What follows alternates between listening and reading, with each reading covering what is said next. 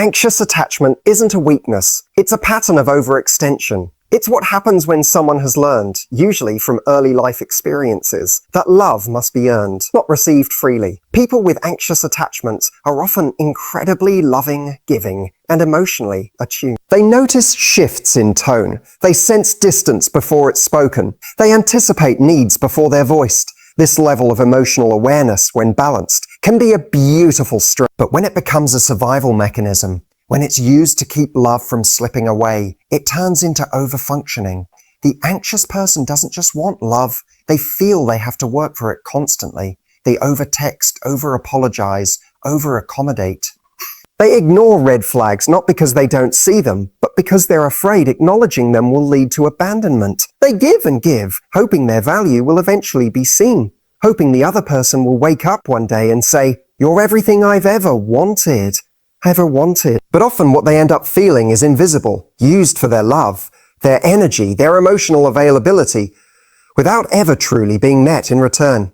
This overextension often goes unnoticed by their partner, because anxious people don't complain loudly at first. They internalize. They rationalize. They think, maybe I'm asking for too much, or if I just love them harder, they'll change. They take on the emotional labor of the relationship. They regulate not only their own emotions, but also the emotions of the person they're with. They initiate the conversations, repair the arguments, and reach out even when they're hurt. It looks like devotion, but underneath it's fear-driven. It's the fear that if they stop trying, everything will fall apart. But here's the painful truth. This pattern doesn't earn security. It earns exhaustion. And slowly they start to realize that their love is becoming a performance, one they keep putting on for someone who's barely watching. The anxious person starts to feel the burnout, the emotional depletion, the painful recognition that no matter how much they give, they're not being met. And that's where the shift begins. That's when the anxious person stops trying to earn love and starts to question why they're the only one trying. This isn't a moment of bitterness. It's a moment of awakening. They realize that love isn't meant to be begged for. It's meant to be reciprocated. They recognize that their overextension was never a flaw in character. It was a response to an imbalance. And they begin to understand that stepping back isn't selfish. It's necessary. This realization is powerful. Because once an anxious person stops overextending, the entire dynamic of the relationship shifts. And that's when the person on the other end, who had grown used to being chased, starts to feel the loss, not just of the person, but of the emotional investment they never truly appreciated. When the anxious walks away, it isn't a tantrum. It's a boundary finally enforced, and that changes everything. The anxious partner often becomes the emotional caretaker in a relationship, not by choice, but by necessity. It's a role they slowly adopt without realizing it, and over time, it becomes their identity in the connection. They're the one who checks in when things feel distant. They're the one who senses tension before words are even spoken. They're constantly tuned into the emotional frequency of the relationship like an antenna scanning for disruptions. If there's conflict, they're the first to apologize, even if they weren't at fault. If something feels off, they're the first to ask, "Are we okay?" Not because they want drama, but because they feel unsafe in emotional disconnection. This caretaker role stems from a deep-rooted fear of disconnection. For someone with anxious tendencies, a lack of reassurance feels like a threat. Silence doesn't feel neutral. It feels dangerous. So they work overtime to keep the emotional bond intact, often sacrificing their own needs to maintain harmony. If their partner withdraws, they pursue. If their partner shuts down, they become louder, more expressive, trying to pull them back. And this dynamic starts to solidify. One person withdraws, the other chases. One avoids, the other overfunctions. And in the process, the anxious partner starts carrying the emotional weight for both people. They not only monitor their own feelings, but they manage their partner's moods, reactions, and emotional needs as well. They become the one who initiates the deep conversations, the one who notices when intimacy fades, the one who tries to bring closeness back after a fight. It becomes their job, unofficially, silently, but absolutely expected. The danger in this pattern is that it teaches the partner, often unknowingly, that they don't have to show up emotionally. They come to rely on the anxious person to do the emotional lifting.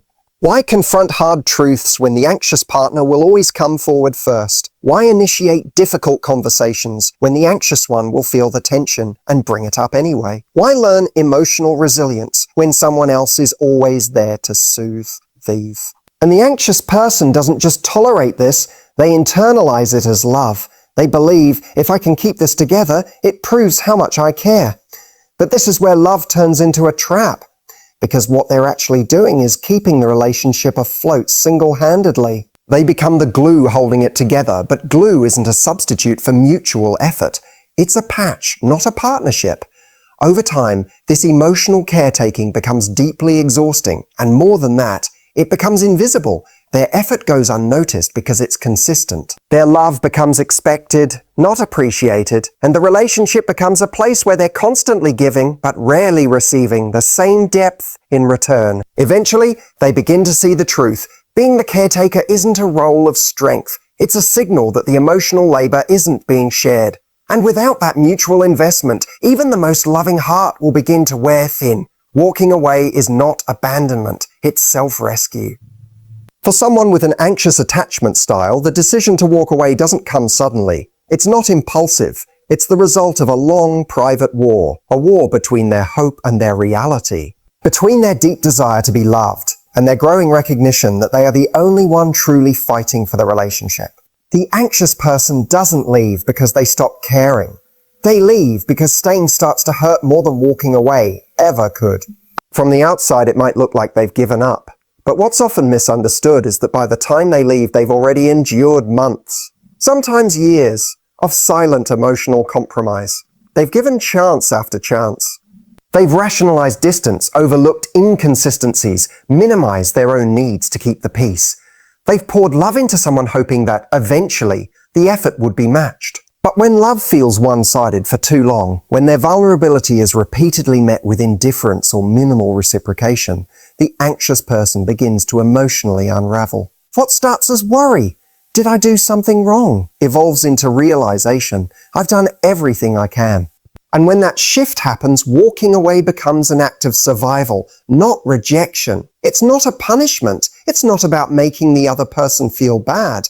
It's about finally prioritizing their own emotional well-being after constantly sacrificing it for someone else's comfort. People with anxious tendencies often believe that staying and fixing things proves their loyalty, and to a degree it does. But loyalty without boundaries becomes self-abandon. There's a fine line between love and overextension, and when they start to recognize that they've been crossing that line for too long, their intuition begins to speak louder than their fear.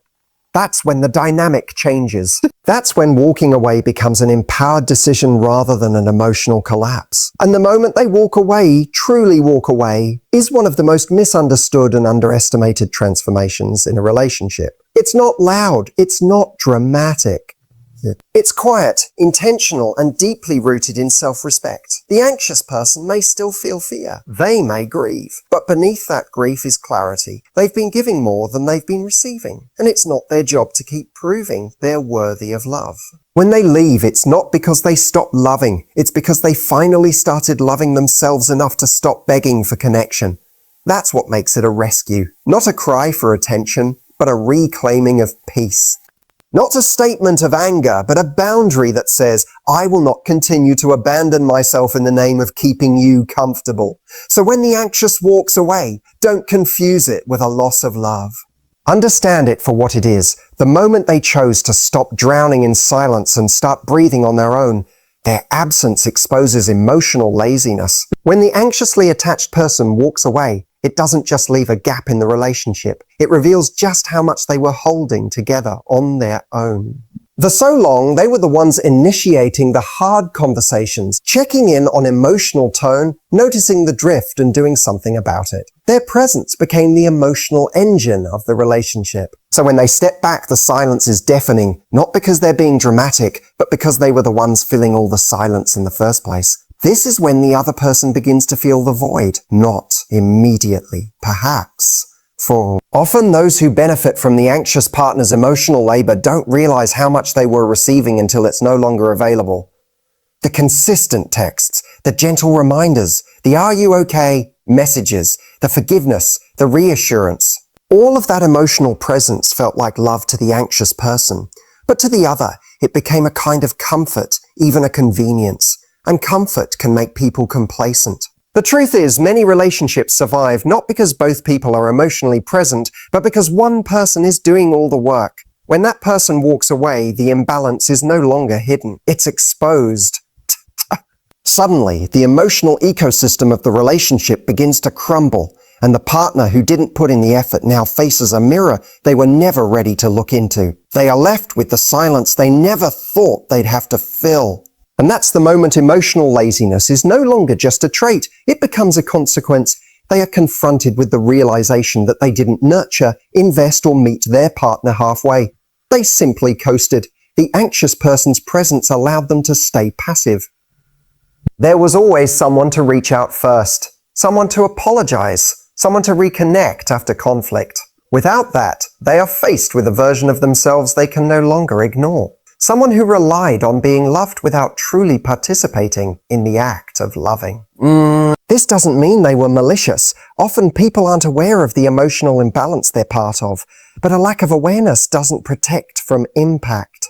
When the anxious walks away, it becomes clear. Emotional connection is a two-way street, and without mutual effort, one person ends up walking the entire distance. What's left in the wake is often regret, confusion, and discomfort. Not because they miss the person immediately, but because they now have to confront everything they failed to contribute. The anxious partner's absence doesn't just create space. It exposes who was really putting in the work. And for the first time, the emotionally passive person must answer a difficult question. And now that the weight is mine to carry, will I actually pick it up? The anxious person, by their very nature, often anticipates emotional disconnection and tries to bridge it before it becomes visible. They send the text first. They smooth over tension. They validate when validation is lacking. They try to understand before being understood. And in doing so, they absorb the emotional fallout of the relationship. Their love becomes a buffer, constantly softening the hard edges of neglect, unavailability, or indifference. But this emotional cushioning comes at a cost the anxious person has paid silently for too long. When that person is no longer there, the imbalance becomes undeniable. The partner who once relied on being emotionally met without having to invest deeply now feels the full force of emotional accountability. Their avoidance, their deflection, their passive communication, they're no longer managed or explained away by someone else. The conversations don't get initiated. The misunderstandings don't get repaired. The silence is no longer filled by someone else's courage to speak first. Suddenly, they are left with the same space they used to escape into, but now it feels like a vacuum, empty, echoing, and deeply uncomfortable. This discomfort isn't just loneliness. It's a confrontation. It's the realization that without someone else managing the emotional landscape, they're not as emotionally equipped as they believed. And that realization doesn't come with shame alone. It comes with grief. Grief for the love they didn't fully appreciate. Grief for the emotional presence they took for granted. Grief for the part they played in pushing away the very person who was trying to hold it all together. And this is where growth can begin, but only if they're willing to sit with that discomfort instead of escaping it. Emotional cushioning often delays emotional maturity in the other person, but when it's removed, it creates an opportunity for that person to feel what they've been avoiding. The consequences of passivity, the weight of unspoken responsibility, the cost of silence.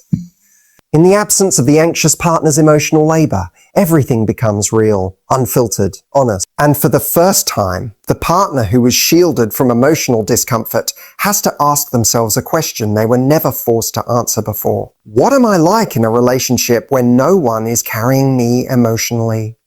That answer, painful as it may be, is the beginning of either transformation or continued avoidance.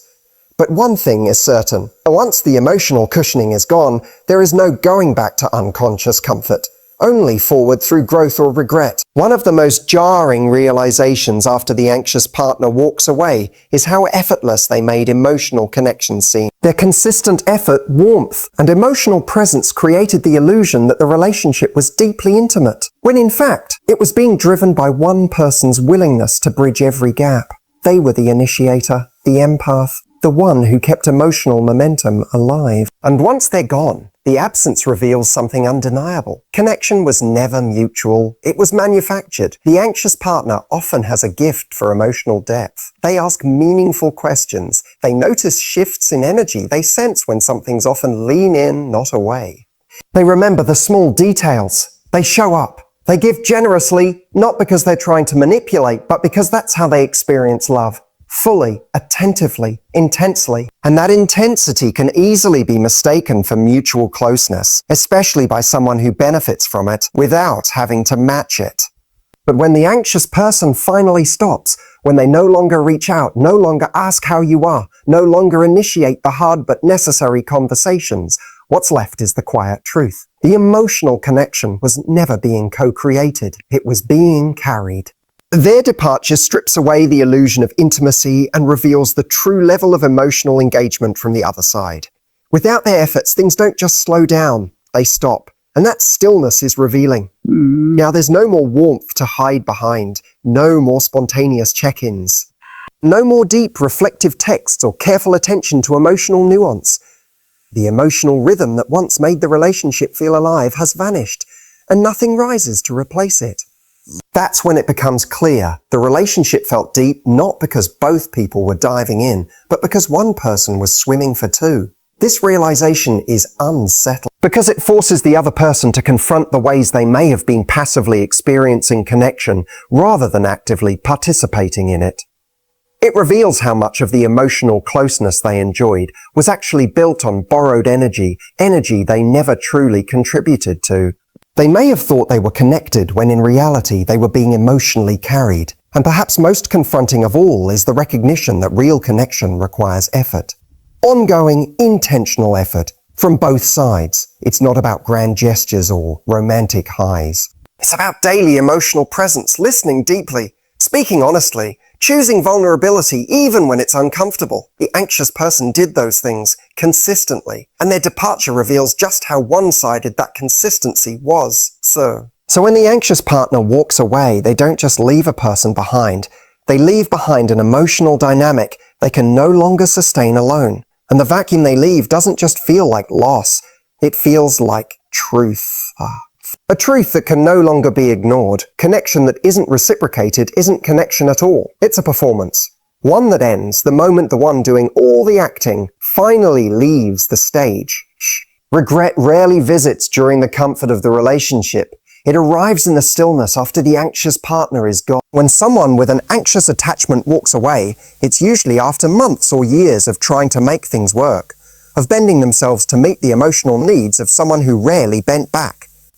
And in that absence, a shift happens, not just for the person who left, but for the one left behind. The space that once felt secure starts to feel hollow. The comfort they mistook for stability begins to resemble emotional dependency, and regret shows up, not as a whisper, but as a reckoning. At first, the partner may try to minimize it. They may convince themselves that the anxious one was too emotional, too needy, or always overthinking. But that's just the initial defense mechanism, an effort to protect themselves from the truth that's becoming harder to ignore. Because as the days pass without those thoughtful messages, without those check-ins, without the emotional depth they once took for granted, they begin to realize something, that a neediness was love in its most devoted form. That overthinking was someone trying to understand and connect. That a too much was someone consistently showing up in ways they now deeply miss. This is the irony of emotional regret. It often arrives too late. When the anxious partner was there, everything they offered felt automatic. It was easy to overlook their emotional generosity because it was always present. But absence creates contrast, and that contrast reveals just how much weight the anxious person was carrying, how many arguments they soothed, how many wounds they tried to repair. How much emotional vulnerability they offered without condition. In hindsight, all of those moments that seem small now feel enormous. The text sent just to say, "I'm thinking of you." The way they always noticed when something was wrong. The consistent effort to talk things through, even when it was difficult. These moments, once dismissed or downplayed, now echo louder than ever. And the person left behind starts to realize they weren't just loved, they were deeply, intentionally chosen. Every day, every moment, by someone who eventually realized they couldn't keep choosing someone who wouldn't choose them back in the same way. Regret becomes the companion of missed opportunity. It's the sudden understanding that the emotional labor they once passively received was a form of love most people spend their lives searching for. And now, that love is gone, not because it wasn't strong, but because it wasn't mutual. That's the heartbreak. Not just the loss of the person, but the realization that the door they assumed would always be open has finally closed. And perhaps the most painful part of that regret is this: they were never asked to be perfect. Only present, never asked to know all the answers, only to try. But now all the chances to try have passed, and they're left holding the truth that they didn't lose the anxious partner because of one moment, but because of the many moments they didn't realize mattered until it was too late. The departure of the anxious partner often leaves behind a void, not just in the relationship, but within the other person's emotional world. A void that can feel both unfamiliar and unsettling. This emptiness is not merely about missing someone's presence. It is the disorienting space where emotional immaturity and avoidance suddenly become impossible to hide. The anxious person's departure forces a reckoning with patterns that were previously overlooked or tolerated. What seemed manageable when there was constant emotional labor from one side now feels unmanageable, raw, and exposed. Emotional immaturity often hides behind avoidance, silence, and deflection. It manifests as a reluctance to engage deeply or confront uncomfortable feelings. In relationships where one partner is anxious and the other emotionally avoidant or immature, the anxious partner's efforts compensate for these gaps. They initiate communication, encourage vulnerability, and often carry the emotional weight. Their presence creates a false sense of balance, masking the reality that one partner is consistently less emotionally available or mature. When the anxious person walks away, that balancing act collapses. The emotional avoidance is no longer softened by someone else's effort. The immature coping strategies, shutting down, withdrawing, avoiding difficult conversations, are laid bare. What was once overlooked as a spacer or a need for independence now appears as emotional neglect or disengagement. Without the anxious partner's relentless pursuit of connection, the relationship's foundation cracks, exposing the immature emotional habits underneath. This exposure can be frightening. It forces the emotionally immature partner to confront the fact that they may not have developed the skills necessary for sustaining a healthy, mature relationship. They realize that avoiding vulnerability and emotional work has consequences not just for their partner, but for themselves. The absence of the anxious partner makes it impossible to maintain the illusion of emotional adequacy. The reality is stark. The emotional immaturity that was once hidden behind the anxious partner's effort is now undeniable. And this reckoning can be a catalyst for growth or for continued avoidance. Some people wake up to the need for change. They begin to explore their emotional blocks, work on communication, and seek to become more present and accountable in relationships. Others may retreat further, overwhelmed by the discomfort of facing their emotional shortcomings.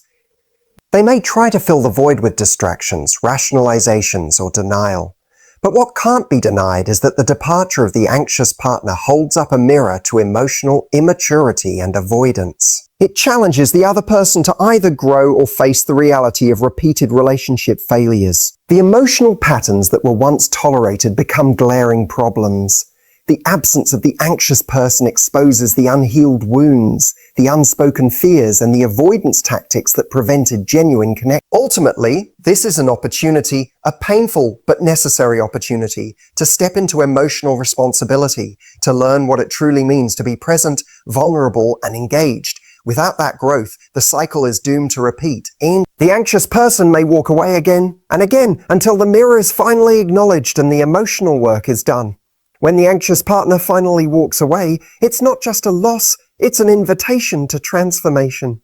This moment, painful as it is, carries with it a powerful opportunity for growth, healing, and change. For the person left behind, it's a crossroads, to stay stuck in patterns of avoidance, denial, and emotional unavailability, or to step into a new way of being that requires vulnerability, accountability, and genuine connection. The anxious partner's departure strips away old dynamics that were no longer serving either person. It ends the cycle where one person carried the emotional weight while the other remained passive or disconnected. This shift can be terrifying because it means the person left behind can no longer rely on someone else to manage their emotional landscape. They have to learn how to hold space for their own feelings and for the feelings of others. This is the beginning of emotional maturity, learning to be present even when it's uncomfortable, to communicate honestly even when it's difficult, and to take responsibility for the health of the relationship. Transformation begins with self-awareness. The absence of the anxious partner acts like a spotlight, illuminating patterns that were hidden in the noise of emotional labor. It reveals where defenses were raised, where fears were ignored, and where communication broke down. This clarity, though often painful, is the foundation for lasting change. Without awareness, the same mistakes will be repeated in future relationships, and the cycle of anxious pursuit and avoidant withdrawal will continue. Healing requires courage, the courage to face uncomfortable truths about oneself and one's relational patterns. It means moving beyond blame and defensiveness to understand how each person contributes to the dynamic.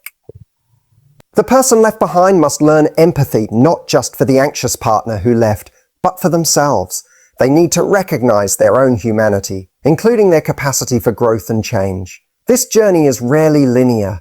There will be setbacks, doubts, and moments of loneliness. But with commitment and support, emotional transformation is possible. It involves developing new habits, initiating difficult conversations, expressing needs openly, listening actively, and showing up consistently. It means practicing vulnerability without fear of rejection and building trust over time. Ultimately, the departure of the anxious partner is a call to step into a fuller, richer way of relating. It's an opportunity to break free from old patterns that kept love stuck in fear and avoidance. When the person left behind embraces this challenge, they open the door to healthier relationships, whether with themselves or future partners. This transformation doesn't erase the pain of loss, but it gives it meaning. The nightmare of abandonment becomes a catalyst for awakening. It turns heartbreak into growth and absence into presence. And in that process, the person who once relied on emotional avoidance can become someone capable of deep connection, ready to meet love not with fear, but with courage. When the anxious partner walks away, it feels like an ending. But beneath that ending lies a powerful beginning. It exposes the hidden truths of imbalance, emotional avoidance, and unmet needs that were quietly sustained by one person's relentless effort. This departure strips away the comfort of emotional cushioning and forces the other person to confront themselves, sometimes for the very first time. It reveals not only what was lost, but what was never truly built: mutual connection, shared responsibility, and emotional presence from both sides. Though this moment often feels like a nightmare, it carries a crucial lesson. It challenges us to face our emotional patterns honestly, to take responsibility for how we show up in love, and to grow beyond avoidance and passivity. The void left behind is not just a loss, it is an invitation to transformation. It asks us to step into vulnerability, to develop emotional maturity, and to build relationships rooted in real connection rather than convenience. Ultimately, when the anxious walks away, the nightmare begins only if we refuse to learn. But for those willing to look in the mirror and do the work, it becomes the starting point of healing and deeper connection. It is a call to awaken, to become someone who no longer fears emotional intimacy, but embraces it with courage. And that transformation turns what once felt like a loss into the foundation for lasting love.